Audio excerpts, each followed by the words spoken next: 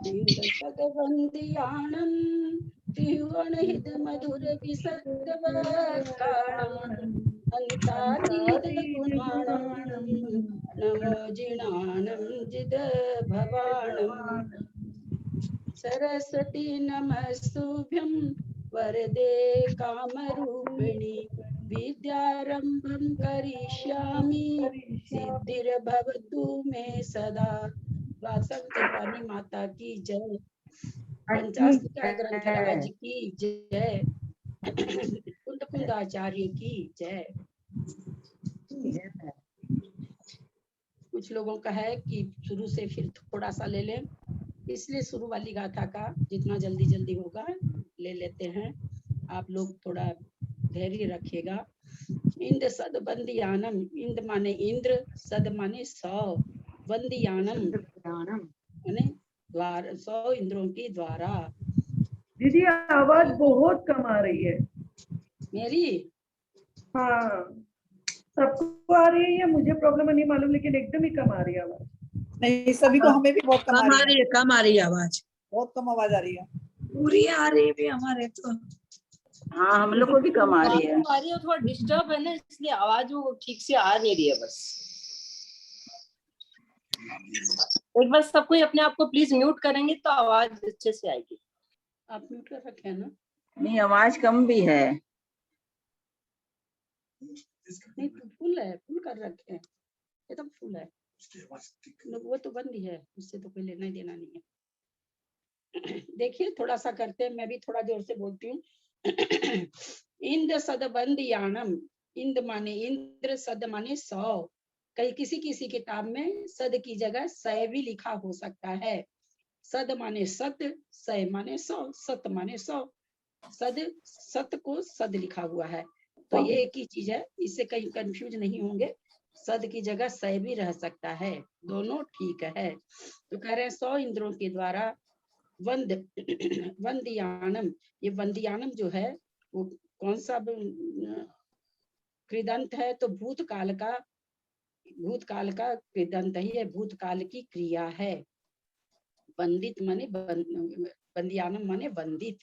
फिर आगे कह रहे हैं तिहु अनहित मधुर, तिहु माने 3 लोक,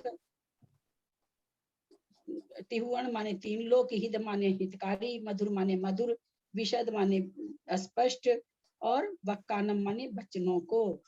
यहाँ पर जो लिखा हुआ है 4 का 2, 4 मतलब होता है चतुर्थी, 2 मतलब बहुवचन, चतुर्थी का बहुवचन। अंतातीत गुणाणम, यहाँ संधि विच्छेद है, सब ध्यान देंगे। अंत प्लस आतीद नहीं, अंत प्लस अतीद, आतीद कोई शब्द नहीं होता है। संधि होता है उसे संधि कहते हैं। तो जो 2 अक्षर का मिलान होता है, 2 शब्दों का अथवा 2 अक्षर आपस में मिलके उन शब्दों का कुछ मीनिंग होना चाहिए। जैसे आतीद अगर हम कहते हैं तो संधि गलत नहीं है, लेकिन यहाँ पर आतीद नहीं है, यहाँ पर अतीद है। बस शब्द क्या है? अतीद है। तो यहाँ सब संधि विच्छेद हो जाएगा। अंत प्लस अतीद गुणम, तो अंत रहित, अंत अतीत, अंत से रहित यानी बहुत अधिक। गुणम, गुणम माने गुणों को, बहुत अंत रहित गुणों को। नमो, नमो माने नमस्कार, जिनाणम जिनेन्द्र भगवान को। यहाँ पर जो ध्यान देंगे, अंतातीत गुणाणम, जिनाणम, इंद्र सदबंदियाणम, ये और विशद वक्काणम, जो ये वक्काणम, गुणाणम, भवानम, बंदियानम, ये चारों ही कर्म समझ रहे हैं। ये द्वितीय का विभक्ति तो द्वितीय वचन की है, लेकिन यहाँ पर को है, जिनेन्द्र को, स्पष्ट वचनों को, लेकिन विभक्ति क्या यहाँ पर लग रखी है? सब में चतुर्थी लगी हुई है विभक्ति, सभी जगह चतुर्थी विभक्ति। चतुर्थी मतलब संप्रदान, जो कल हम लोग कल भी समझ चुके हैं, तो इस तरह से ध्यान रखेंगे। भवानम, भवानम माने वही हो गया, भव को जीत लिया है। ये भी भूतकाल का कृदंत है, लेकिन अनियमित प्रयोग होता है। थोड़ा सा संधि विच्छेद बता देते हैं। समन मुहुगद मठम, समन मुहुगदम मठम, समन मुह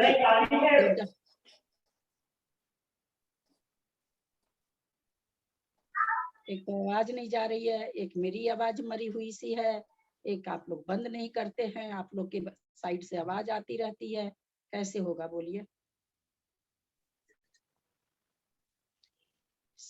समनम है ना, समन मुह उगद अठम, संधि विच्छेद होके क्या हो गया, समन मुह मतलब श्रमणों के मुख से, उगद माने निकला हुआ, अठम उगदम माने निकला हुआ, अठम माने अर्थ सार तत्व। अर्थ मतलब बताए थे कि पदार्थ भी होता है, यहाँ पर चूंकि सार भगवान के मुख से बताया जा रहा है तो यहाँ पर सार तत्व लिया गया है, अठ माने पदार्थ भी होता है। तो इस तरह से संधि विच्छेद पर ध्यान देंगे, क्योंकि अगर सप्ताह के सप्ताह पेपर दिया जाएगा तो मैं इसमें भी लिख रखी, मुझे नहीं पता था तो संधि विच्छेद पर ध्यान देंगे, संधि जैसे जैसे आती जाएगी वैसे वैसे अर्थ निकालना आता जाएगा। सन्निमाणम स्त्री निवाण को आगे इसमें है समय नियम, यहाँ भी संधि विच्छेद है, समयम प्लस इयम, ये भी यहाँ पर भी संधि विच्छेद है। समयम माँ में हलंत होगा या यह के ऊपर बिंदी होगी, अगर किसी के पास ये वाली किताब है तो है भी सबके पास, इसलिए सब उसमें देख भी सकेंगे। तो समयम इयम माने यहाँ पर संधि विच्छेद हुआ है, मैं संधि विच्छेद के चलते ही वापस पीछे से गाथा ली हूँ।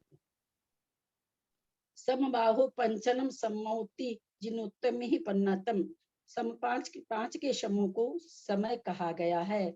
समय तीन प्रकार, समय का मतलब केवल काल नहीं होता है, शब्द समय, अर्थ समय, ज्ञान समय, ऐसे तीन प्रकार का होता है। यहाँ पर अर्थ समय, पांच के समूहों को, पांच जो अस्तिकाय है उनके समूह को क्या कहा गया है, अर्थ समय यानी समय कहा गया है।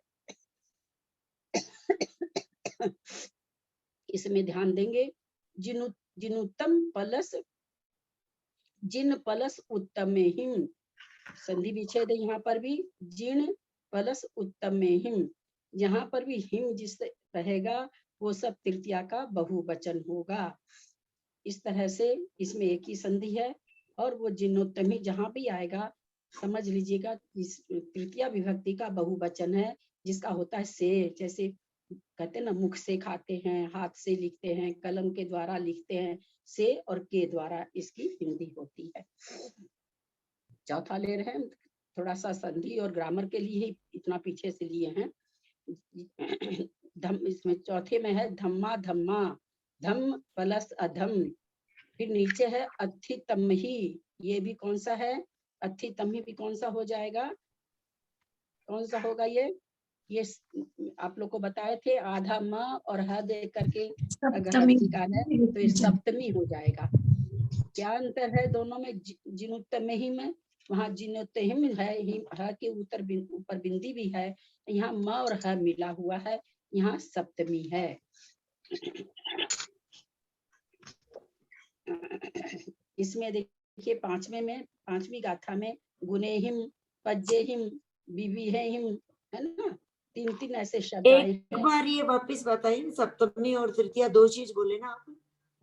हाँ, तीसरी गाथा में तृतीया का बहुवचन बताया ना एक जगह, और सप्तमी आगे बहुत बार आ रहा कुसुम जी, आगे अभी पांचवे में वही है, गुनेहिम, पज्जेहिम, विविहेहिम, ये सब क्या है, सब तृतीया का बहुवचन है ना। वही आप लोग को बताए थे कि सप्तमी का एक वचन हो रहा है, उसमें म आ रहा है बीच में, इसमें म नहीं आ रहा है और हिम आ रहा है, बिंदी आ रही है ऊपर, उसमें अतितम ही है। यहाँ पर पज्जेहिम, विवेहिम, ये सब तृतीया का बहुवचन है। मैं इसमें सब लिखा भी हुआ है, लेकिन आवाज नहीं आ रही है आंटी। पांचवी गाथा में पज्जे ही है, पज्जेहिम तो नहीं है आंटी। हाँ तो वो मिस प्रिंट है, आप में है क्या आवाज ठीक, आप ये ले लीजिए। आ रही है आंटी आवाज तो, देखते हैं इनके फोन से करके देख लेते हैं। पीछे दिया ऊपर कर दिया तेज। हाँ इसको खोल लो मेरे नाम पर वो आवाज नहीं आ रही। हेलो, बंद कर दिया। आ रही है। हाँ, इसमें ना आप शायद ये इसमें सब में पूरी कल बोली भी थी, कल पढ़ाई भी थी इसमें गया है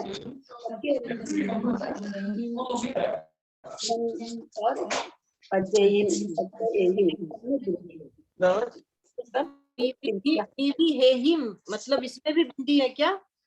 वीवी है हिम। किताब में नहीं है, हम लोगों की किताब में नहीं है, बिंदी नहीं है। इसमें भी नहीं है।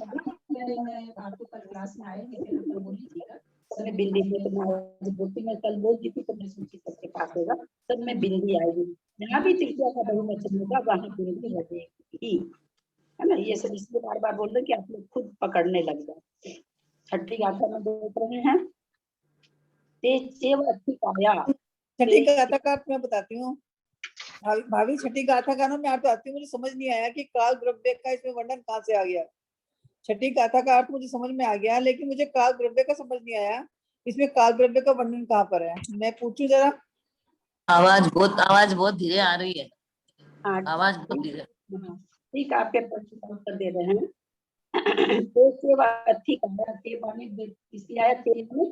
पांच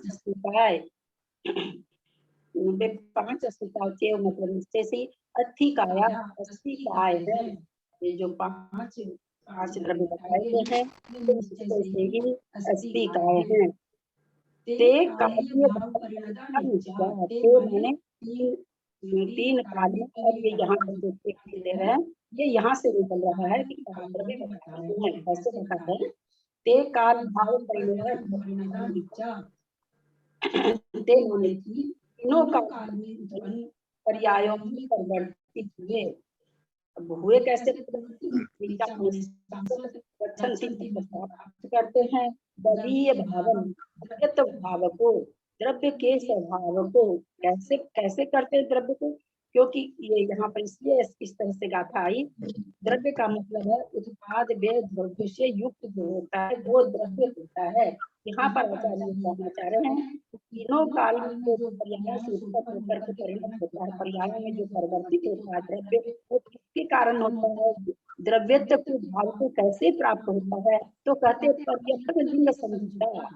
जो परिवर्तन जिसका पहचान, जिसकी लिंग मतलब पहचान चिन्ह, जिसका परिवर्तन चिन्ह है, परिवर्तन लिंग है, मतलब इसका आवाज नहीं आ रही है, आवाज नहीं आ रही है, बिल्कुल भी साफ नहीं आ रही, बिल्कुल भी आवाज बिल्कुल नहीं आ रही है। आवाज तो आ रही है पर पहले वाली आवाज ज्यादा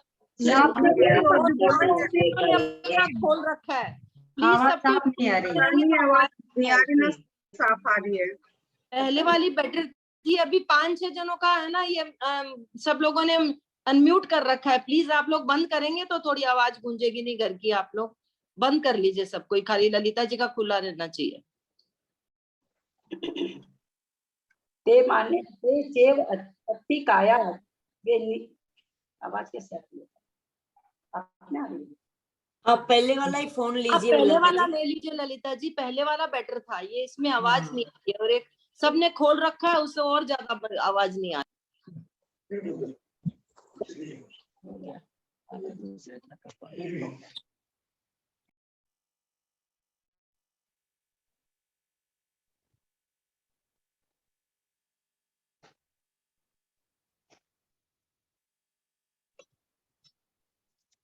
एक कोई सरोज जी कौन है, उनका भी खुला है, प्लीज बंद कर लीजिए ना, सबको डिस्टर्ब होता है फिर ऐसे क्लास में।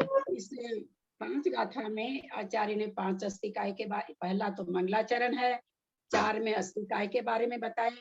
अब यहाँ पर उस अस्तिकाय जो 5 हैं उनमें जो परिवर्तन हो रहा है, यानी जो द्रव्य का स्वभाव क्या है, परिवर्तन होता है। उत्पाद व्यय द्रव्य, ये जो द्रव्यत्व का स्वभाव है वो कौन कर रहा है, इस गाथा में आचार्य यहाँ पर ये बता रहे हैं। तो वो जो कर रहा है, आचार्य कह रहे हैं पर्यटन लिंग, परिवर्तन कराना ही जिसका, पर्यटन माने परिवर्तन, लिंग माने चिन्ह है, यानी किससे जाना जाता है, वो जो वस्तु है वो कैसी है, वो सब में परिवर्तन कराती है। उस परिवर्तन वाले चिन्ह से संयुक्त जो है वो काल द्रव्य है। इस तरह से यहाँ पर काल द्रव्य का विवेचन किया है। वो काल द्रव्य कैसे समझे कि परिवर्तन कराता है, तो कह रहे हैं कि द्रव्यत्व के स्वभाव को जो अस्तिकाय पाते हैं नाना तीनों काल में उत्पन्न पर्यायों के द्वारा, वो ये काल द्रव्य के कारण ही होता है। पर्यटन लिंग परिवर्तन लिंग जिसका है, परिवर्तन रूप पहचान जिसकी है, उससे जो सहित है वो काल द्रव्य है। यहाँ पर इस तरह से काल द्रव्य की विवक्षा परिवर्तन लिंग करके, परिवर्तन वाला चिन्ह जिसका है, ये परिवर्तन चिन्ह से यहाँ पर काल द्रव्य की विवक्षा की गई है। एक कल कोई कुछ पूछना चाह रहे थे भाई, नाम तो मुझे याद नहीं रहता किसी का, उनकी आवाज दब गई थी, मैं सुन नहीं पाई थी। नाम नहीं दिया, परिणमन लक्षण से जो युक्त है। हाँ, परिणमन लक्षण जो जिसका चिन्ह है वो बता दिया, काल द्रव्य नाम नहीं दिया इसमें। हाँ, ये वही तो बता दिया ना कि उसकी काल द्रव्य नाम नहीं दिया, लेकिन परिवर्तन वही कराता है। उसकी पहचान क्या है उस द्रव्य की, तो वो परिवर्तन कराता है। द्रव्य के स्वभाव का परिवर्तन कौन, द्रव्य के स्वभाव को कौन प्राप्त कराता है? द्रव्य का स्वभाव क्या है? उत्पाद व्यय द्रव्य। तो ये जो उत्पाद व्यय द्रव्य वो कौन प्राप्त कराता है? तो काल द्रव्य कराता है। ये उसकी पहचान है परिवर्तन कराने की, उससे वो संयुक्त है, इसलिए वो काल द्रव्य है। ऐसा यहाँ पर करके कथन कर रहे हैं। 7वीं गाथा लेते हैं। अन्नोणं पविसंता देंता ओगास मन मनस मेलंता व्यनिचम सगम स्वभावम न विजहंती। अन्नोणन पविसंता, अन्नोणन एक दूसरे में पविशंता प्रवेश करते हुए, एक दूसरे में प्रवेश करते हुए, देंता देते हुए, ओगास मन मनस, ओगासम संधि विच्छेद है, ओगासम अन्न मनस, ओगासम अन्न मनस। ओगास माने अवकाश, अवकाश का मतलब यहाँ पर स्थान है, छुट्टी नहीं है। अवकाश मतलब स्थान। अन्न मनस एक दूसरे के लिए, अन्य के लिए, एक दूसरे के लिए, मेलनता मिलते हुए, भी यह माने और, नित्यम माने नित्य सदैव, सगम माने अपना, स्वभावम माने स्वभाव को, न माने नहीं, विजहंती मतलब छोड़ते हैं। यहाँ पर जैसे लिखा हुआ है, पविशंता है, देनता है, मेलनता है, इस तीनों ही कृदंत है और वर्तमान के हैं, क्योंकि इनका शब्दार्थ क्या है? प्रवेश करते हुए, देते हुए, क्या नाम है, मिलते हुए, तो सब वर्तमान काल का है। ये तीनों ही वर्ब, तीनों ही कृदंत वर्तमान काल के हैं। बाकी जो इसमें आया वी, य, न, कल भी बताया गया था, इस तरह के शब्द प्राकृत भाषा में गाथाओं में बहुत पाए जाएंगे। इनका कहीं पर अर्थ लगेगा भी, और कहीं पर पाद पूर्ति के लिए आचार्य इन अक्षरों को देते हैं। दू, इस तरह का च, इस तरह के बहुत सारे शब्द इसमें रहते हैं इन गाथाओं में। यहाँ पर यद्यपि इस गाथा में तो तीनों के अर्थ निकल रहे हैं, इन तीनों के लिए लिखा गया है यहाँ पर अव्यय। अव्यय से हम क्या समझें? व्यय मतलब होता है खर्च होना या बदलना। अव्यय का मतलब जो बदले नहीं, जो चाहे उसके सामने कोई भी आ जाए, उसके आगे पीछे किसी भी विभक्ति का शब्द आ जाए, कोई कर्ता आ जाए, कर्म आ जाए, बहुवचन आ जाए, एक वचन आ जाए, कुछ भी आए, वो अपने स्वरूप को नहीं छोड़ता है, उसे अव्यय कहते हैं। जैसे वी शब्द है, मान लीजिए वी के आगे कोई बहुवचन आ जाए तो वो नहीं हो जाएगा या ऊ नहीं हो जाएगा, वो हमेशा वी ही रहेगा। यह है, कोई सोचे कि भाई आगे कुछ स्त्रीलिंग आया तो या हो गया, पुल्लिंग आया तो यो हो गया। ऐसा कुछ भी नहीं होता है। ये तीनों काल में सब लिंग में इनका स्वरूप एक जैसा रहता है, उसको अव्यय कहते हैं। न के लिए ना कभी कभी ऐसा नहीं होगा कि नो हो जाए, ना हो जाए, न का न रहता है। तो इस तरह से हम लोग प्राकृत भाषा में एक चीज और जाने। प्राकृत भाषा में त थ द ध न, त थ द ध न का आप कहीं भी प्रयोग नहीं पाएंगे। इसमें ट ठ ड ढ ण ही सब जगह लिखा हुआ मिलता है। दूसरा चीज इसमें तालव्य श और मूर्धन स का भी कहीं भी प्रयोग नहीं है, दंत स का ही प्रयोग रहता है। बाकी दो स का गाथाओं में कहीं भी प्रयोग नहीं मिलता है। उसकी टीका करने में, उसका अर्थ करने में उनका प्रयोग बनता है, हिंदी लिखने में, गाथा में प्रयोग नहीं होता है। तो इस तरह से यहाँ पर कह रहे हैं अन्योन्यम पविशंता, एक परस्पर में एक दूसरे में पविशंता प्रवेश करते हुए, देनता देते हुए, ओगासम, ओगासम माने स्थान, अन्न अन्न अन्नमन्नस एक दूसरे के लिए, मेलनता मिलते हुए, वी माने भी, यह माने और, नित्यम माने सदैव हमेशा। ऐसा नहीं है कि पांचों अस्तिकाएं चलो भाई आज तो तुम्हारी हमारी दोस्ती है, तुम आ जाओ हमारे में रहने के लिए, कल झगड़ा हो गया अब तुम मेरे पास नहीं आ सकते हो, तुम अपना और कोई ठिकाना ढूंढ लो। ऐसा नहीं है, हमेशा ही सदैव, नित्यम माने सदैव, सगम, सगम माने अपना, स्वभावम अपने स्वभाव को, न विजहंती नहीं, विजहंती माने छोड़ते हैं। विजहंती जो शब्द है वो वर्तमान काल का बहुवचन की क्रिया है, अन्य पुरुष की। पुरुष वगैरह किस मैं ज्यादा नहीं इसलिए बोलना चाह रही हूँ, जो थोड़ा सा पढ़े होंगे उनको तो पकड़ में आ जाती होगी बात। 3 तरह के पुरुष होते हैं, उत्तम पुरुष, मध्यम पुरुष और अन्य पुरुष। उत्तम पुरुष जब हम बात करते हैं खुद की तो हम उत्तम पुरुष की क्रिया हो जाती है अथवा संज्ञा हो जाती है। जब हम कहते हैं तुम खाओ, तुम जाओ, तुम सो, तुम लोग बैठो, तुम लोग घूमो, तुम बोलते हैं तो मध्यम पुरुष हो जाता है। और इसके अलावा जितनी भी संज्ञाएं हैं पूरे तीनों लोक में, वे सभी अन्य पुरुष होते हैं। यहाँ पर विजहंती किसके लिए आया है? द्रव्यों के लिए आया है, 5 अस्तिकाय के लिए आया है। तो ये क्या है? ये न मध्यम पुरुष है न उत्तम पुरुष है, ये क्या है? अन्य पुरुष है। तो यहाँ पर देखिए किताब में लिखा हुआ 3 का 2 यानी अन्य पुरुष का बहुवचन है। और वह लिखा हुआ, वह मतलब वर्तमान, वर्तमान की क्रिया है ये। सकर्मक, सकर्मक अकर्मक भी कल बताया था। सकर्मक उसे कहते हैं जिसमें किसी एक ऑब्जेक्ट का अथवा एक कर्म की जरूरत रहती है। अकर्मक में जिसमें कर्म की जरूरत नहीं रहती है। जैसे मैं सोता हूँ, यहाँ पर सोता हूँ अकर्मक क्रिया है। इसको ऐसा कोई मैं पलंग पर सोता हूँ बोलने की कोई जरूरत नहीं है, मैं सोता हूँ, इससे सेंटेंस पूरा हो जाता है। लेकिन जब हम बोलते हैं मैं छोड़ता हूँ तो प्रश्न खड़ा होता है क्या छोड़ते हो। तो ये इस तरह से जिसमें ऑब्जेक्ट की जरूरत रहती है अथवा जिसमें कर्म की जरूरत रहती है वो सकर्मक क्रिया कहलाती है। तो यहाँ जो विजहंती के पास लिखा हुआ है वह से वर्तमान, 3/2 जो लिखा उसका मतलब हुआ 3 मतलब अन्य पुरुष, 2 मतलब बहुवचन। अन्य पुरुष का बहुवचन है, क्रिया कैसी है ये? तो सकर्मक है। तो ये क्या कह रहे हैं? विजहंती मतलब छोड़ते हैं।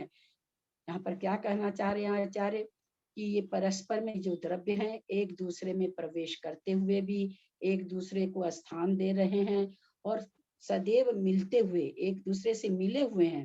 एकदम ये नहीं है कि अलग अलग हैं, बिखरे बिखरे हैं, एक दूसरे से मिलते हुए भी कहते हैं। सगम स्वभावम न विजहंती, सगम माने अपने स्वभाव को नहीं छोड़ते हैं, यानी सब मिलजुल के रहते हुए भी अपने स्वभाव को नहीं छोड़ते हैं। ललिता जी दो एक बार वापस बताइए ललिता जी। ललिता जी आपने कहा त न का नहीं यूज होता है, तो छठी गाथा में तो त भी आ गया, 3-4 आता ही है त होता तो ऐसे कैसे समझ लेते हैं आप? जब ण की बात चल रही है तो न को खाली लेंगे ना। हमने तो न बताने के लिए त थ द न बोला कि त थ द न वाला न नहीं हाँ होता है, हाँ, न वाला न यूज में होता है, ये तो बताइए। मैं समझी कि आप ये बोले हो, तभी मैं कंफ्यूज हो नहीं नहीं, सॉरी। जिंदा हाँ नहीं हाँ, बने जिनकी क्या ना कहते हैं। तो सही है, ना की जगह ना होता है, वो तो सही है। केवल इसमें तभी न मैंने का कहा यूज कहीं नहीं मिलेगा, गाथा में न कहीं नहीं रहता, न की जगह हाँ न, सब जगह न ठीक रहता है, है, हाँ ये मैंने कहा। क्या बोल रहे हैं कुसुम जी आप? हम बोल रहे हैं ये 3/2, ये 1/2 जो है 1/2, आप जो अभी बोले बहुवचन और एक वचन, और 3 का मतलब अन्य पुरुष। ये लिखे हुए हैं कि किताब में पहले जो शुरू में कहीं होना तो चाहिए। अकियासक 3/1 में अन्य पुरुष और एक वचन लिखा दिया है, हुआ मतलब है, इस ये क्रिया लिखा हुआ पेज है नंबर स्टार्टिंग 6 में, में, पेज नंबर 6 स्टार्टिंग में में दिया लिखा हुआ हुआ है। 7 में है, 6 में तो है ही, 7 में है 1/2 6 1/1 1/2।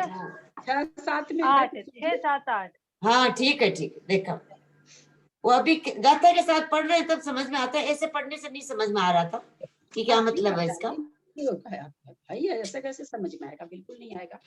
चलिए अब जो आगे की 8 नंबर गाथा है,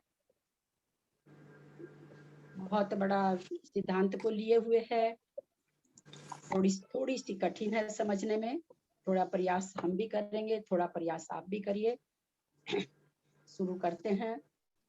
सत्ता सब पयथा सविश्वरुवा अनंत जाया भंगुपपाद धुवत्ता सपडिवक्खा हवदिका।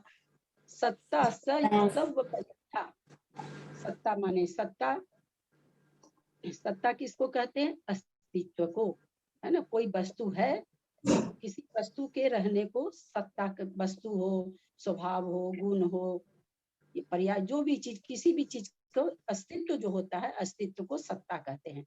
सब पयथा, सब माने सभी, पयथा माने पदार्थ, यानी सभी पदार्थों की सत्ता सब पदार्थों में। सविश्वरुवा, स माने सहित, विश्व माने यहाँ पर विश्व होता है, तो जैसे विश्व नाना प्रकार का है, उसी तरह से यहाँ युक्ति से अर्थ निकाला जाएगा कि रुवा माने स्वरूप, नाना स्वरूपों में, स से मतलब विद्यमान अथवा सहित, नाना स्वरूपों से सहित अथवा नाना स्वरूपों में विद्यमान। अनंत पज्जाया, अनंत पर्यायों में। फिर भंग उपपाद धुवत्ता, भंग यहाँ पर संधि विच्छेद है, भंग प्लस उपपाद, धुवत्ता में फिर संधि विच्छेद नहीं है, भंग उपपाद में संधि विच्छेद है, भंग प्लस उपपाद, तो कहते भंग मतलब व्यय, उपपाद माने उत्पाद, धुवत्ता माने ध्रुव, बोला भंग व्यय उत्पाद ध्रुव्य द्रव्य, सपरिवक्खा और सप्रतिपक्ष, हवदि एक्का, हवदि माने होता है, एक्का माने सामान्य से। कुछ भी पल्ले नहीं पड़ा, हम लोग समझते हैं। एक का सत्ता यानी सामान्य जो सत्ता है, सामान्य जो अस्तित्व है, एक का सत्ता सामान्य जो अस्तित्व है, वो बोले नाना सब विश्व रूपा, एक का सत्ता सब पयथा, सभी पदार्थों में, सब विश्व रूपा, नाना प्रकार के स्वरूपों से विद्यमान। पर्याय कैसी होती है? नाना स्वरूप वाली होती है, कभी कैसी कभी।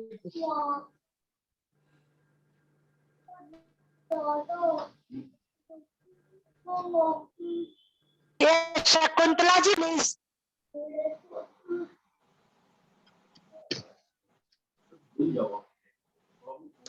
शकुंतला जी म्यूट कीजिए।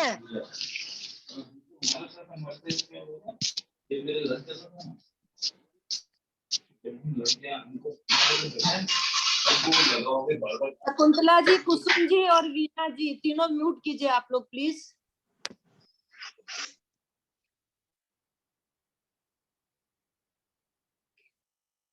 एक का सत्ता, एक का मतलब सामान्य से सत्ता, जो सत्व है, सत्ता जो है, अस्तित्वपना जो है, तो कह रहे हैं सब पयथा, सभी पदार्थों में।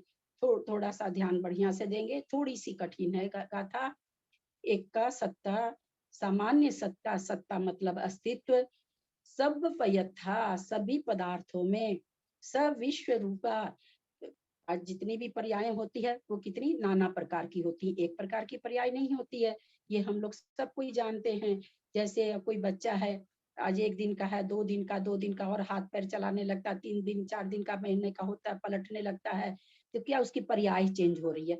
तो सत्ता तो उसमें एक जीव की है, एक जीव की उसमें सत्ता विद्यमान है, लेकिन उसमें पर्याय देखिए कितनी आती जा रही है।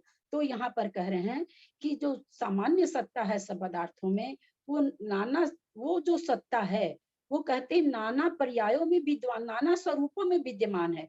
जैसे एक बच्चा हुआ, घंटा भर पहले हुआ, उसके कितने स्वरूप बदलेंगे बूढ़े होने तक, लेकिन उस सारे स्वरूपों में जो उनकी उसकी जो सामान्य सत्ता उस बच्चे की, जो जीवात्मा है, वो सारे स्वरूपों में विद्यमान है। ऐसा नहीं है कि जब बच्चा था तो आत्मा दूसरी थी, थोड़ा और बड़ा हुआ तो दूसरा जीव उसमें आ गया, और थोड़ा बड़ा हुआ तो तीसरा जीव आ गया, ऐसा नहीं होता।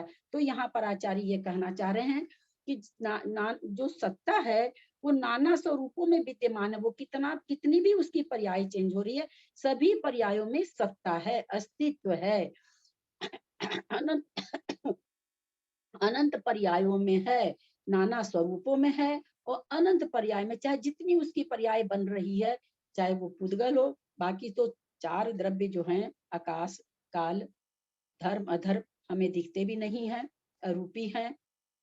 है तो आत्मा भी अरूपी, लेकिन आत्मा कथनचित रूपी है, संसारी आत्मा कथनचित रूपी है, इसलिए हम आत्मा की बात कर सकते हैं। बाकी 4 जो पदार्थ हैं वे तो अरूपी ही हैं, तो उसकी तो हम कुछ भी पकड़ नहीं कर सकते हैं। हम अपने 2 द्रव्य के हिसाब से सारी चीजें उनमें भी घटाते हैं। तो यहाँ पर क्या कह रहे हैं इस गाथा में, एक का सत्ता, जो सामान्य सत्ता है, जो अस्तित्व है किसी वस्तु का, जैसे मान लीजिए एक पेड़ से आपने, पेड़ सूख के गिर गया था, उसकी आपने शीशम की लकड़ी मंगवाई, ठीक है, अब उससे आप क्या बना रहे हैं, एक डाइनिंग टेबल बनवा रहे हैं, एक बेड बनवा रहे हैं, एक पूजा के लिए चेयर बनवा रहे हैं, सोफा बनवा रहे, कितनी चीज बनवा रहे हैं, कितनी चीजों में आपने उस लकड़ी को काम में लिया। लेकिन सामान्य सत्ता तो सब में है ना, वो शीशम की लकड़ी सब में है। ऐसा नहीं कि शीशम की लकड़ी किसी में है किसी में नहीं है। अगर आप बहुत बड़ा पेड़ लाके 10 चीज आपने बनवाई उस शीशम की लकड़ी से, तो क्या है, जो सामान्य सत्ता है लकड़ी वाली वो सब में विद्यमान है। तो क्या हुआ, नाना तो पर्याय हो गई और नाना स्वरूप हो गया। कोई सोफा है, कोई टेबल है, कोई डाइनिंग टेबल है, कोई ड्रेसिंग टेबल है, कोई बेड है, इस तरह से अलग अलग स्वरूप भी हो गया और पर्याय भी अलग अलग हो गई। यहाँ पर आचार्य ये कहना चाह रहे हैं, खूब बढ़िया से भाव भास ना लीजिएगा, मैं फिर कह रही हूँ, थोड़ा सा आप लोग को समझना पड़ेगा। गाथा थोड़ी सी ऐसे थोड़ी दूर पर कोई कुंद आचार्य ने एक थोड़ी खूब उलझन वाली गाथा दे दी है, जो हम लोग के लिए उलझन है, आचार्य के लिए नहीं। तो यहाँ पर कह रहे सामान्य सत्ता जो है, जैसे वो लकड़ी की सामान्य सत्ता क्या, लकड़ी बना, तो करे नाना स्वरूपों में विद्यमान है, सब विस्वरूपा, नाना स्वरूपों में विद्यमान है, और अनंत पर्याया और अनंत पर्यायों में है। वो कभी टूटेगी तब भी वो शीशम की लकड़ी रहेगी, कभी हम उसको तोड़ करके कुछ और बना लेंगे तब भी वो वही लकड़ी रहेगी। वो लकड़ी का जो सत्ता है, जो अस्तित्व है, वो नहीं खराब होगा, खत्म होगा। आप उसे तोड़ के कालांतर में आपका ये हो जाए कि नहीं, इससे तो हम ये चीज बनवा लेते हैं, अरे इससे तो हम चकला बनवा लेते हैं, इससे हम ये चीज कर लेते हैं। सब कुछ को करते हुए भी जो उसकी सामान्य सत्ता है लकड़ी बना, वो विद्यमान रहेगा सभी पर्यायों में, सभी स्वरूपों में। पकड़ में आई होगी बात। अब यहाँ देखिए, आपने एक टेबल बनवाई थी और उस टेबल को तोड़ करके आपने कुछ छोटी टेबल बनवा, कोई अलमारी बनवा ली।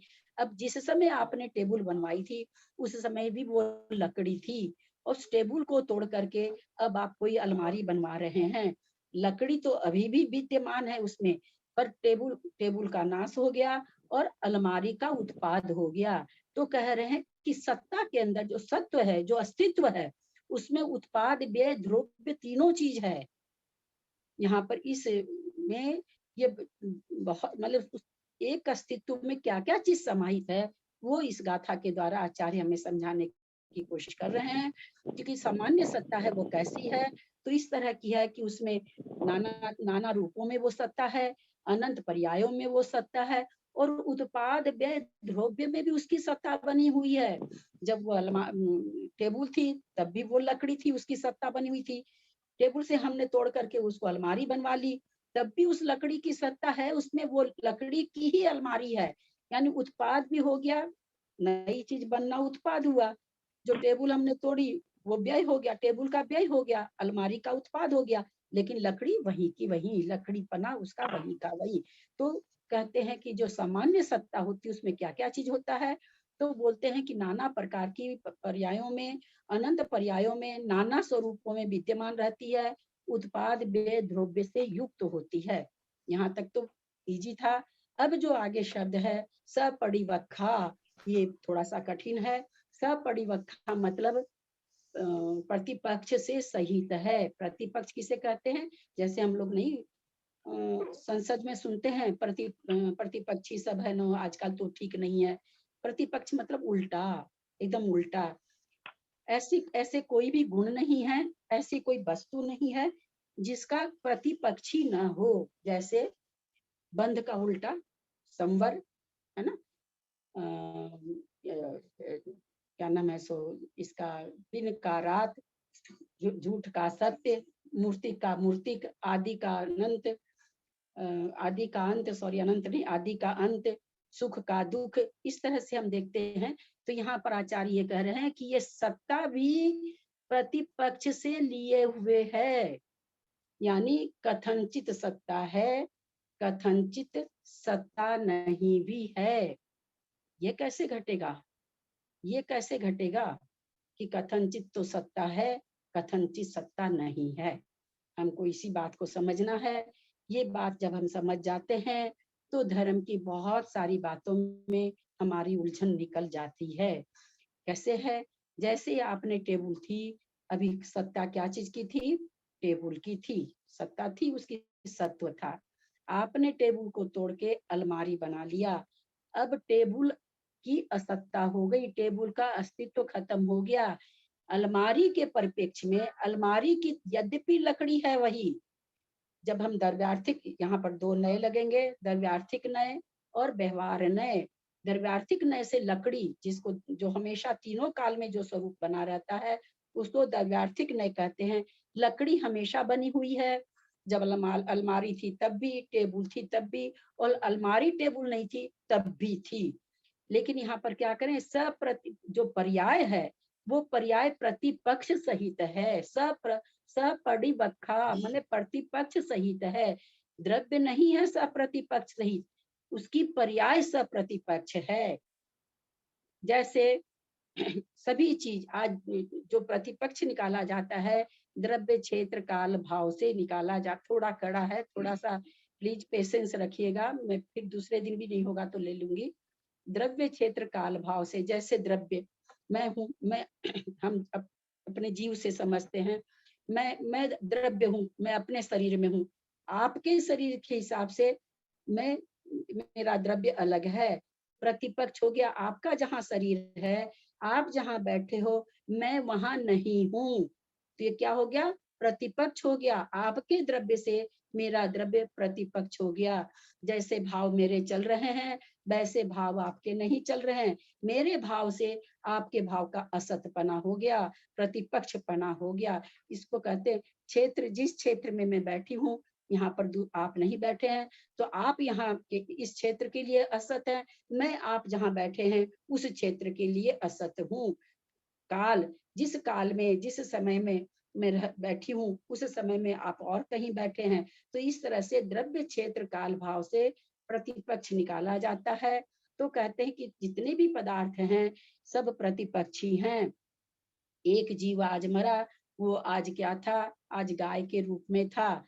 आज अस्थि रूप में क्या था? वो गाय था। पूर्व जन्म में मान लीजिए वो बैल था। आज के पर्याय के रूप में बैल नास्ती हो गया, अब बैल की पर्याय उसकी नहीं है, तो यहाँ पर बैल रूप से उसका अस्तित्व नहीं है, बैल रूप से वो नास्ती है। और आगे आगे जो पर्याय प्राप्त करना होगी उसके रूप से भी ये नास्ती है। तो जब हस्ती नास्ती का कथन, सप्तभंग भी आगे आएगा, इसी मतलब अपने पंचास्ती काय में आगे आएगा, वहां पर और बढ़िया से हम लोग इसको खुलासा करेंगे। तो इसी को सप्तभंग भी किसी की अपेक्षा से है। इसको कहते हैं सपरिबक्खा, यानी जो कहते हैं कि उत्पाद व्यय द्रव्य, ये जो द्रव्य में है ये क्या है, प्रतिपक्ष से सहित है। ऐसे है, हमने अभी समझा, जीव पर समझते हैं, कोई पहले दूसरी पर्याय में था, अभी दूसरी पर्याय में आ गया, तो उस पर्याय के हिसाब से ये अभी की जो पर्याय में है ये अभी आस्ती हो गए, उसके हिसाब से प्रतिपक्षी हो गई। प्रतिपक्षी मतलब उस पर्याय में नहीं है, इस पर्याय में है। अब मैं पहले मान लीजिए पुरुष, मैं अब पुरुष नहीं हूँ, अब स्त्री हूँ, तो ये प्रतिपक्ष हो गया। तो यहाँ पर यही कहना चाहते हैं कि जो ये होती है सारे स्वरूपों में जो विद्यमान सत्ता रहती है, ये सब उत्पाद तो व्यय पर्याय की उत्पत्ति, पर्याय में तो उत्पत्ति और व्यय होता है, और जो ध्रुव है, ध्रुवपना है, वो पदार्थ में रहता है। तो ये जो उत्पाद और व्यय है, ये जो उत्पाद व्यय है, ये कहते हैं सप्रतिपक्षी है। कभी किसी चीज का उत्पाद, दूसरे चीज का व्यय, दूसरे चीज का व्यय, तीसरी चीज का उत्पाद, इसको कहते हैं। इसको और हम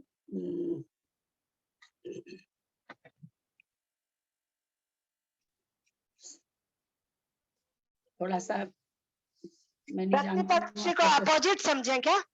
हाँ, प्रतिपक्ष मतलब हाँ, है ना, जैसे आश्रव का संवर्धन प्रतिपक्षी है ना। तो ताई जी, लता जी जय जिनेन्द्र दो प्रतिपक्ष हाँ। एक सत्ता को अवान्तर सत्ता भी बोल सकते हैं ना अपन। हाँ, अवान्तर सत्ता, अवंतर सत्ता प्रतिपक्ष को नहीं भी बताने जा रहे हैं। अवंतर सत्ता लगता प्रणव सागर जी का सुन करके आप बोल रही हैं। ताई जी, हाँ, ये जो आप बता रही हैं कि वो नाना स्वरूप में है और सत्ता में रहते हैं, और तो जो आप बता रही है उनकी उत्पत्ति होती है, व्यय होता है, ये तो समझ में आ रहा है। लेकिन ये क्या है फिर तथा द्रव्यताओं में है? द्रव्यताओं में मतलब जैसे आप व्यय बताई, उत्पाद बताई, व्यय और उत्पाद बहुत अच्छे से समझ में आ गया, और तीसरा जो द्रव्यताओं में है ये चीज समझ में नहीं आई। द्रव्यता जो वो, जैसे मान लो अब हमने लकड़ी का उदाहरण दिया, जब तुमने टेबल बनाई तब भी वो लकड़ी थी, और जब तुमने अलमारी बना ली तब भी तो वो लकड़ी है ना। ये लकड़ी बना है, ये ध्रुवता है। अच्छा, उसको तुम कितनी भी पर्याय चेंज करो, कितना भी स्वरूप चेंज करो, कितनी भी किसी भी तरह का फर्नीचर बना लो, उसकी ध्रुव्यपना खत्म नहीं, वो हमेशा लकड़ी तो का ये क्या सिर्फ ऑब्जेक्ट पे आएगा? ये लागू क्या ऑब्जेक्ट पे होगा? हाँ, ऑब्जेक्ट को होगा, कोई भी चीज पर। जैसे हम लोग का कैसे होगा, हम लोग का अपने कर्मों पर होगा। आज मैं इस पर्याय हूँ, पिछली पर्याय पता नहीं क्या थी, आगे की पर्याय पता नहीं क्या मिलेगी, तो वो हमारा किस पर डिपेंड है, कर्मों पर डिपेंड है। तो ये ऑब्जेक्ट पर लागू होगा, इसका ऑब्जेक्ट ही करता है, मतलब सब्जेक्ट जो है इसकी वस्तु ही है, पदार्थ ही है। लता जी एक बार द्रव्य क्षेत्र काल भाव से हमको लिखाएंगे तो ज्यादा अच्छा रहेगा शॉर्ट में। द्रव्य क्षेत्र काल भाव से जो प्रतिपक्ष आपने निकाल के बताया ना अभी, जो उसको थोड़ा सा लिखने से मेमोरी में जल्दी रहेगा और समझ में आएगा, अगर आपको लगे तो। नहीं, ठीक है, इसको कल फिर लेंगे एक बार, थोड़ा सा सत्ता महासत्ता समझा देते हैं, क्योंकि लोग प्रणव में सागर जी का सुन रखे हैं, तो वो और मैं आप लोग से जो भी सुने हो प्रणव में सागर जी का, मैं आप लोग से रिक्वेस्ट करूंगी कि वो चीज यहाँ पर नहीं बोलेंगे, उनका बहुत विस्तार से वो चीज था, और 100 लाइन में एक लाइन सुन के हम उसको लागू नहीं कर सकते हैं। या तो आपको उनका पूरा याद है तो आप समझाइए, और एक लाइन मत बोलिएगा। एक लाइन बोलने से सब कंफ्यूज होंगे, बिल्कुल भी नहीं बोलिएगा। कहीं का प्रवचन सुन करके कहीं तभी बोलना चाहिए जब आपको पूरा विषय समझ में आ रखा हो, आप में ये क्षमता हो कि आप समझा सकें। नहीं तो इससे लोग, क्योंकि ये मैंने शुरू ही कह दिया था कि ये गाथा कठिन है, इसको थोड़ा सा ये करना पड़ेगा। तो हर कहीं से एक एक शब्द अगर आप उठा के लाएंगे तो वो नहीं हो सकेगा, क्योंकि मैं रोज ये चीज कह रही हूँ कि मैं भी किसी से पढ़ी या समझी नहीं हूँ, मेरे में जितनी ताकत है मैं कोशिश कर रही हूँ समझाने का, और कोई बात नहीं है। तो अब आप लोग बहुत ध्यान से सुनिएगा। सत्ता 2 प्रकार की होती है, महासत्ता। एक मिनट लगता है जरा, एक सेकंड। आपने बताया पर्याय प्रतिपक्ष सहित है, वो तो आता है समझ में, तो द्रव्य भी तो प्रतिपक्ष सहित हो गया ना, द्रव्य क्षेत्र काल भाव के हिसाब से। व्यवहार न से द्रव्य भी प्रतिपक्ष हो गया। अच्छा, ठीक। और निश्चय न से वही द्रव्य है, आप क्या कहेंगे, ये हमारे ये लकड़ी की टेबल है, दूसरे दिन दुआ के कहेंगे लकड़ी की क्या नाम है, सो अलमारी है। अब ये तो द्रव्य, वहां पर द्रव्य तो वही होते हुए भी निश्चय से द्रव्य दोनों एक है, लेकिन व्यवहार से वो भी प्रतिपक्ष हो गया। पहले टेबल था, अब अलमारी बन गया। तो हम समझे सत्ता, सत्ता मतलब एक तो ये चीज एकदम बढ़िया से समझ लीजिए, सत्ता का मतलब अस्तित्व, कोई चीज का रहना, विद्यमान रहना। गधे के सिंह के जैसे नहीं, उस वस्तु का अस्तित्व होना, वो वस्तु है विश्व में, अस्तित्व का मतलब ये होता है। तो यहाँ पर सत्ता का मतलब अस्तित्व। आचार्यों ने कहा कि सत्ता दो प्रकार की होती है, महासत्ता, और जिन्होंने अभी अवान्तर सत्ता बोली थी, मैं उनसे एक रिक्वेस्ट करना चाहूंगी, अवान्तर का केवल भेद बता दीजिए, मीनिंग बता दीजिए केवल।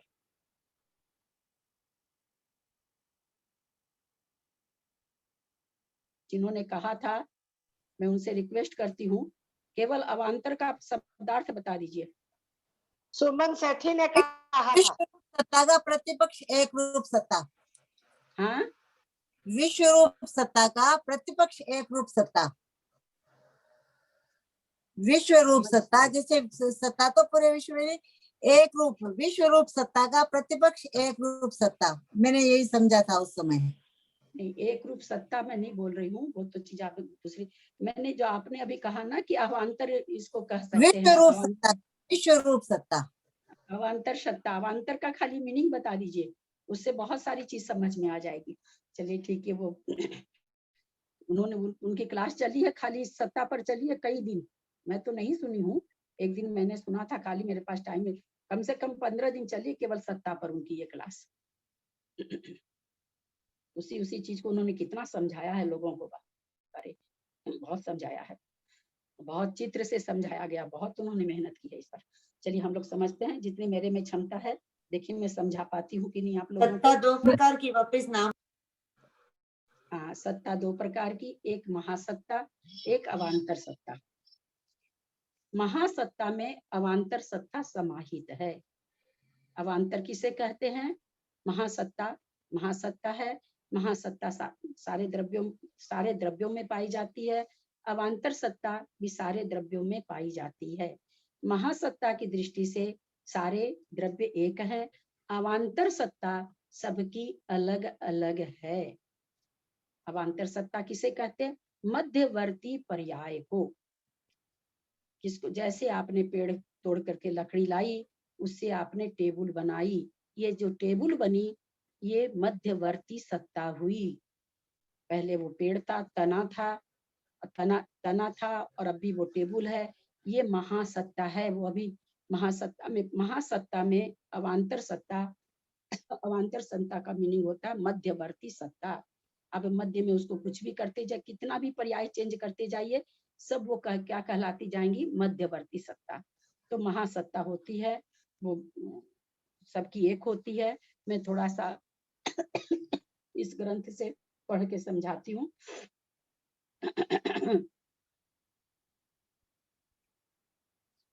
पर्यायों की अनित्यता की अपेक्षा से उत्पाद व्यय रूप है। पर्याय क्या है? अनित्य है, इसलिए वो उत्पाद और व्यय रूप है। यानी कभी किसी पर्याय की उत्पत्ति होती है, किसी पर्याय का व्यय होता है। और गुणों की नित्यता होने की अपेक्षा ध्रुव्य है। पर्याय तो उसकी पर्याय रूप से तो वो कभी नष्ट रहा, कभी कुछ बन रहा, कभी कुछ, लेकिन गुण के रूप से वो नित्य है। जैसे हमने अभी लकड़ी का उदाहरण लिया, लकड़ी में उसके जो अपने, जो शीशम की लकड़ी है, उसमें जो अपना गुण है, जो उसकी गंध है, जो उसका रस है, जो उसका वर्ण है, वो हमेशा उसमें विद्यमान है। तो गुण के हिसाब से क्या कहते हैं कि गुण के हिसाब से उसमें ध्रुव्यता रहती है, परंतु उत्पाद व्यय के हिसाब से उसमें अनित्यपना रहता है।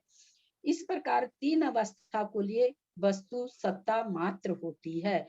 बोलो, तीनों चीजें उसमें, ध्रुव्यता, उत्पाद और व्यय, यहाँ पर कह रहे हैं तीनों चीज को लेकर के वस्तु की सत्ता बनी रहती है। दीदी ये कहाँ से सत्ता पढ़ रहे हैं? उत्पाद नहीं, आप ये मेरे पास किताब है नहीं आप लोग के पास। सत्ता उत्पाद व्यय ध्रुव स्वरूप है, यद्यपि नित्य अनित्य का भेद है, तथापि कथनचित प्रकार सत्ता की अपेक्षा एकता है। यहाँ पर सप्रतिपक्ष आया है, उसी को बता रहे हैं कि एक क्या नाम है, नित्य और अनित्य क्या है, बिल्कुल सप्रतिपक्षी है। एक नित्य है, एक अनित्य है। दोनों दो होते हुए भी सत्ता की अपेक्षा से एकता है। कैसे एकता है? जैसे टेबल थी, टेबल अनित्य हो गई, हमने हटा दिया, अलमारी बना ली, वो सामने आ गई, वो अनित्य हो गई, वो नित्य हो गई, लेकिन दोनों चीज किस में हुई है? लकड़ी में। तो सत्ता किसकी है? लकड़ी की। तो यहाँ पर ये सप्रतिपक्ष में पकड़ाना चाह रहे हैं कि दोनों प्रतिपक्ष रही सहित है। एक क्या नाम है, उल्टी है। एक का विनाश हुआ, एक का उत्पत्ति हुआ है। उत्पाद और विनाश बिल्कुल दो चीज है, अलग अलग चीज है, लेकिन दोनों अलग अलग होते हुए भी सत्ता के कारण दोनों में एकता है। वो एक ही दोनों में अस्तित्व, उस वस्तु में, उस लकड़ी में दोनों का अस्तित्व घट रहा है। तो कह रहे हैं कि इस पर कथनचित ये सत्ता की अपेक्षा से एकता है, क्योंकि वो भी थोड़ी देर पहले जब तक हमने उसको तोड़ के अलमारी नहीं बनाई थी, टेबल की सत्ता थी, विद्यमान थी, वो कल्पना नहीं थी, और हमने उसको तोड़ करके अलमारी बना ली। अब इसकी सत्ता हो गई, वो असत्ता, उसको असत्य हो गया, वो नाश हो गया। लेकिन होने के बाद भी कहते हैं कि कथनचित सत्य है कि सत्ता दोनों की है, उसकी भी थी, इसकी भी थी। ये दोनों की सत्ता को कौन समेटे हुए है? तो द्रव्य समेटे हुए, वो लकड़ी समेटी हुई है। दोनों की सत्ता को स्वीकार कौन कर रहा है? वो लकड़ी कर रही है। तो कह रहे हैं इस तरह से कथनचित सत्ता की अपेक्षा एकता है। सत्ता वही है। देखिए अब सत्ता को कैसे प्रतिपक्षी घटा रहे हैं आचार्य। सत्ता वही है जो नित्य और अनित्यात्मक है। सत्ता तभी घटेगी, एक ऐसे कहा गया जैसे मृतिका पिंड हो, मान लीजिए मट्टी का ये हो। अब मट्टी के पिंड से आपने घड़ा बनवा लिया, चाक पे चढ़ा, घड़ा बन गया। अब तो आप तो कहे मिट्टी कहाँ, तो मिट्टी खत्म हो गई, ये तो घड़ा बन गया। अगर आप इसको कथनचित, वो घड़ा मिट्टी का स्वरूप बदल गया, पर्याय बदल गया, और वो अभी भी मिट्टी है। तो अगर मिट्टी को ढेले के रूप में अगर आप खोज रही हैं तो अनित्य हो गया, वहां पर नहीं है, वो खत्म हो गया। और मिट्टी के स्वरूप के रूप से अगर आप देख रही हैं तो नित्य है। समझेंगे बढ़िया से? जैसे मिट्टी के ढेले से हमने चाक पे चढ़वा के घड़ा बनवा लिया, अब आपसे कोई कहे मिट्टी कहाँ? भैया मिट्टी तो खत्म हो गई, अब मिट्टी कहाँ? वास्तव में मिट्टी तो खत्म हो गई। तो जब आप ऐसे कथन कर रहे हैं मिट्टी तो अब नहीं है, मैंने तो उसका घड़ा बनवा लिया, जब आप इस तरह से, तो मिट्टी अनित्य है। और जब आप कह रहे हैं भैया उसी मिट्टी का मैंने तो मिट्टी तो है, उसका मैंने घड़ा का, उस मिट्टी को मैंने घड़े का स्वरूप दे दिया, अब वो नित्य है। क्योंकि आपने क्या कह रहे हैं कि मिट्टी इसमें है, इस घड़े में मिट्टी है, आपने मिट्टी का अस्तित्व बता दिया। और जब आप ऐसे बोलते हैं अब मिट्टी कहाँ, मिट्टी तो गई गुआई, मैंने तो उसका घड़ा बना लिया, वास्तव में मिट्टी का अस्तित्व मिट्टी के रूप में खत्म हो गया, अब वो मिट्टी के रूप में अनित्य हो गई। लेकिन मिट्टी के ढेले के रूप में, मिट्टी के रूप में नहीं, मिट्टी के ढेले के रूप में वो अनित्य हो गई, पर मिट्टी के रूप में अभी भी वो है। तो इस तरह से सब कहते हैं कि सत्ता में नित्यपना अनित्यपना दोनों घटता है। मिट्टी रूप में खत्म हो गई, अनित्यपना घट गया। किसमें घटा? सत्ता में। अब सत्ता मिट्टी रूप से सत्ता नहीं रही। और जब हम कहते हैं मिट्टी का ही घड़ा बना लिया, मिट्टी को मैंने घड़ा का स्वरूप दे दिया है, हाँ भाई मिट्टी तो है ही है, मिट्टी अब घड़े के आकार में बन गई है, ढेले के रूप में नहीं रही, तो हम क्या कह रहे हैं कि मिट्टी है हमारे पास, वो मिट्टी है। तो इस तरह से एक ही चीज में हम कथन की शैली से, द्रव्यार्थिक नय से, व्यवहार नय से हम इसमें नित्य अनित्यपना घटा लेते हैं। ताई जी कह रहे हैं आगे, हाँ, इसमें मन के हिसाब से, जो इंसान के हिसाब से क्या कर्म कैसे घटाए बढ़ाए, फिर मतलब वैसे कुछ एग्जाम्पल दे सकते हैं? क्या चीज? जैसे ये तो ऑब्जेक्ट के हिसाब से है, तो ये जैसे कि कर्म के हिसाब से कुछ सेटिंग हो सकता है, मतलब वैसे कोई एग्जाम्पल सेट हो सकता है? हाँ, हो सकता है। तो इसको लेकिन बीच में भी करने से थोड़ा सा लिंक ये हो जाता है बेटा, फिर भी अभी बता देती हूँ, लिंक तुमने तोड़ दिया है। तो जैसे मन हमारा कुछ विचार कर रहा था, गुनगुना रहा था, भगवान की स्तुति कर रहा था, ठीक है। अब उसी मन में थोड़ी देर के बाद में किसी तरह का संक्लेश परिणाम आ गया। मन तो वही द्रव्य है, लेकिन उस समय वो विशुद्धिपने में था, अब विशुद्धिपना अनित्य हो गया, अब नित्य क्या हो गया, संक्लेशपना हो गया। ये ऐसे घटेगा। ठीक है दादाजी। हो गया, समय बहुत हो है। गया। जीवात्मा में कैसे घटाएंगे, आत्मा में? टाइम हो गया। हाँ समय टाइम हो हो गया। गया।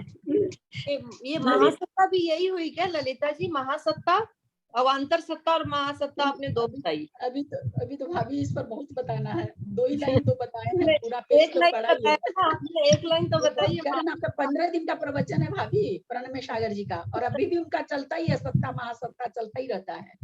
पता नहीं, मैंने सुना नहीं है। आपने अवांतर सत्ता तो मध्य सत्ता बताई है। अवांतर सत्ता मतलब मध्य, मैं कुछ कहना चाहूंगा। अवांतर मतलब मध्य, अवांतर का मतलब होता है मध्यवर्ती, अवांतर का मीनिंग का मध्यवर्ती सत्ता, जो मध्य में अपने उसका बदलते रहते हैं, सत्ता बदलते रहते हैं। आपने पहले अवांतर भेद बताए थे ना करनानी योग में, अवांतर भेद। एक बार बात पूरी तो होने दीजिए। महासत्ता के लिए क्या बोलेंगे ललिता जी? हाँ, जैसे अवांतर सत्ता को मध्यवर्ती बोले, और महासत्ता को क्या बोलेंगे? मेन सत्ता। हाँ, महासत्ता मुख्य सत्ता, जो मुख्य जिसमें सत्ता, सारी हाँ, सत्ता, इसमें सारी सत्ता समाहित है ना। हाँ ठीक है। जैसे मान लीजिए मम्मी पापा किसी की पार्टी में चले जाते हैं, वो पूछे आदमी बच्चों को नहीं लाए, तो हेड आ गए ना घर के, सबसे बड़े लोग तो आ गए, हमारे में तो सभी समाहित हैं। आप बच्चों में आप नहीं समाहित, आप में सारे बच्चे समाहित हैं। हाँ, समझ में आ गया। इसको समझिए, तो महासत्ता और अवांतर सत्ता। और इस पर बहुत अच्छा से हमको लगता है 2-3 दिन हो सकता है ये गाथा को लेनी पड़े, क्योंकि ये थोड़ी है भी कड़ी है भी गाथा। ये कुछ गाथा इसी तरह की आएगी बीच बीच में, जिस पर बहुत चिंतन करना पड़ेगा। ललिता जी, मैं तीसरे भाग से